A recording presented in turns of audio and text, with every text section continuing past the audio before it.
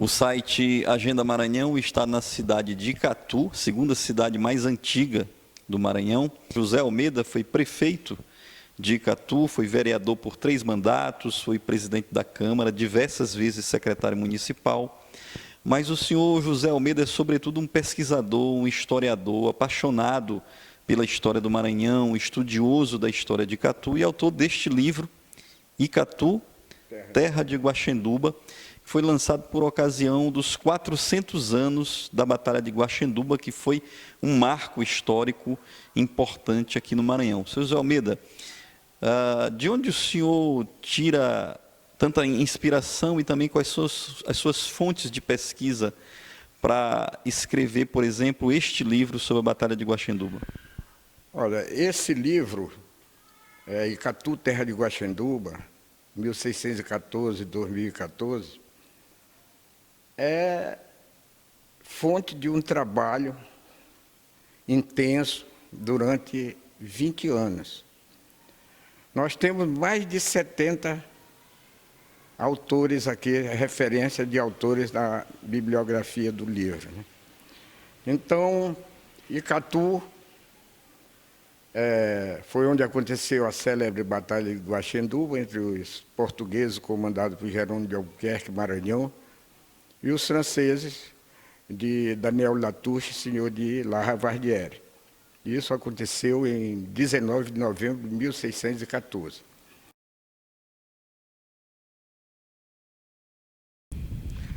Foi exatamente neste lugar que aconteceu a célebre Batalha de Guaxenduba, em 19 de novembro de 1614, entre os portugueses de Jerônimo de Albuquerque e os franceses de Daniel de Latouche, senhor de La Ravardieres. Nesse tempo, os franceses ocupavam a ilha de São Luís.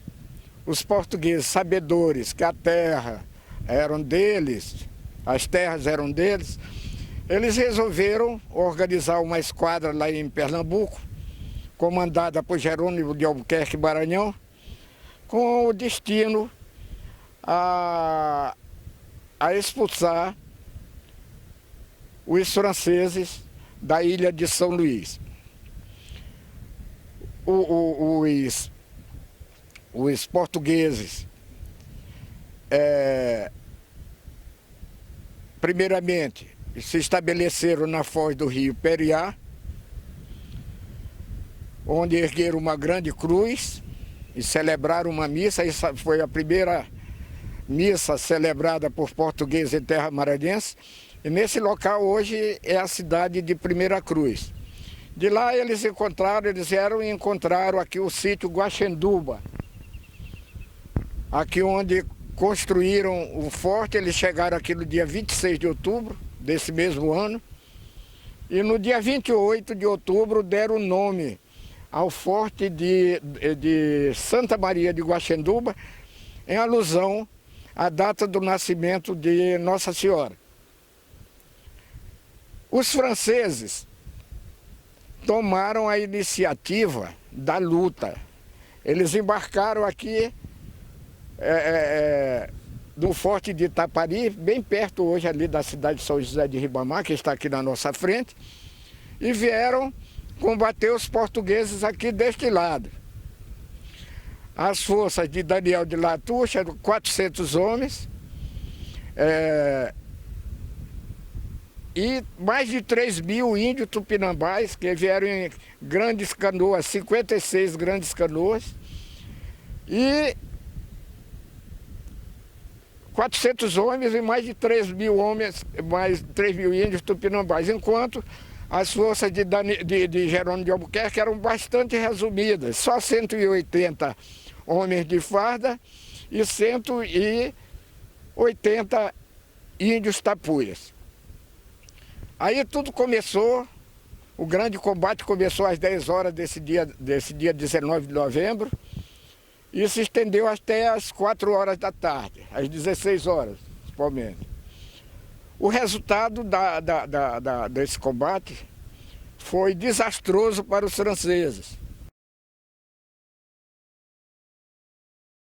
Antes já vinha os pequenos combates e algumas escaramuças, mas nesse dia foi o combate principal da batalha. O resultado, 150 franceses mortos lá na praia de Santa Maria. Inclusive, um general, o general Pizier, que era o braço direito de Daniel de Latouche. E outros nobres franceses. E 1.400 índios tupinambás ficaram mortos e estendidos na praia nessa célebre batalha. E do lado português, só 11 portugueses, e a história não conta nenhum índio tapuia do lado de Jerônimo de Albuquerque morto. Então, abaixa do lado português só 11. Aí vem a lenda, porque era mesmo um negócio impossível, quase impossível, nada é impossível, né? Quase impossível um exército tão grande ganhar um. Aí os portugueses apelaram para o sobrenatural. Aí que vem a lenda. Dizem que na hora nos últimos instantes, quando não havia mais solução para os portugueses, aparece uma radiosa senhora no meio das fileiras deles, juntando areia da praia, transformando em pólvora e colocando nas armas lusitanas. Daí a grande vitória.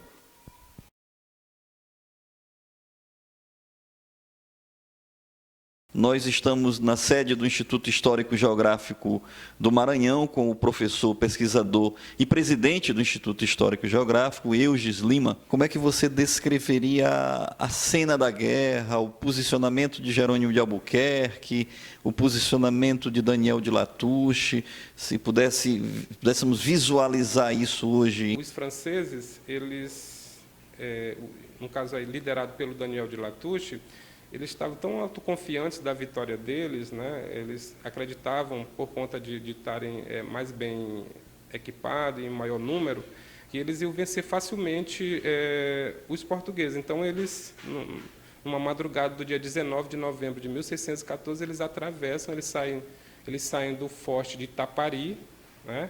E onde hoje fica Panacoatira, São José de Ribamar.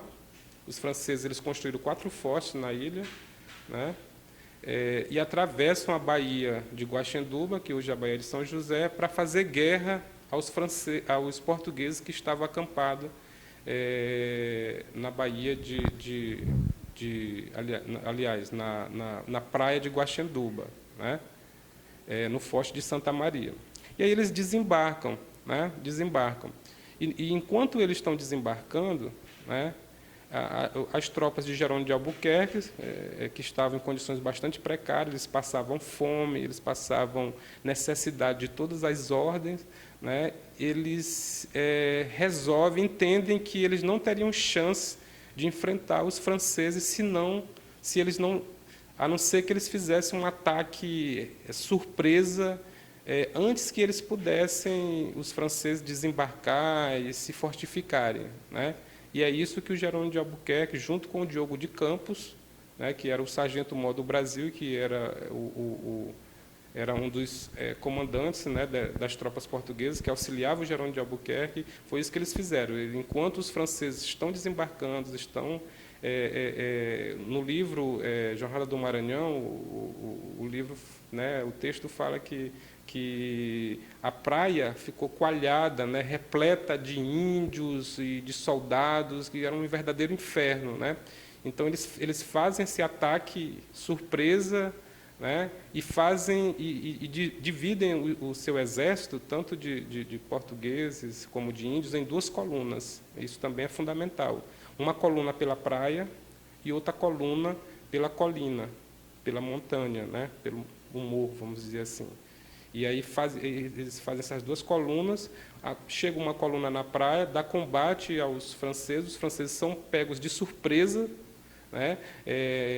Muitos deles com as armas, a pólvora molhada nesse desembarque, entendeu? Então, eles não têm nem condição de recarregar o arcabuz, né, que eles usavam na época, era o nome da arma que eles usavam na época. E aí, a outra coluna que vai pela colina cerca pela retaguarda, entendeu? E aí era tanto índio que todo tiro que os portugueses davam acertavam os índios. Os índios entraram em pânico logo, eles são os primeiros a bater em retirada. O comandante francês, o Dépicier, ele é morto em combate. Ele era um nobre francês da mais alta patente, né? Então ele é que lidera esse desembarque dos franceses na praia de Santa Maria. Ele é abatido.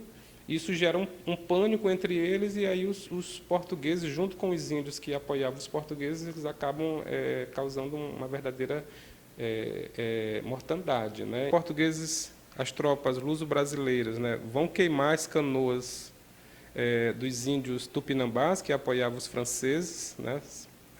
Cerca de 46 a 50 canoas vão ser queimadas. Então, isso vai dificultar muito a retirada das tropas. Muitos morrem afogados, a maré está vazando, então eles acabam sendo, os outros índios tapuias, né, acabam imprimindo ali uma chacina muito grande, quebrando cabeça de francês, de índio, né? Então é um cenário assim bastante beligerante, terrível.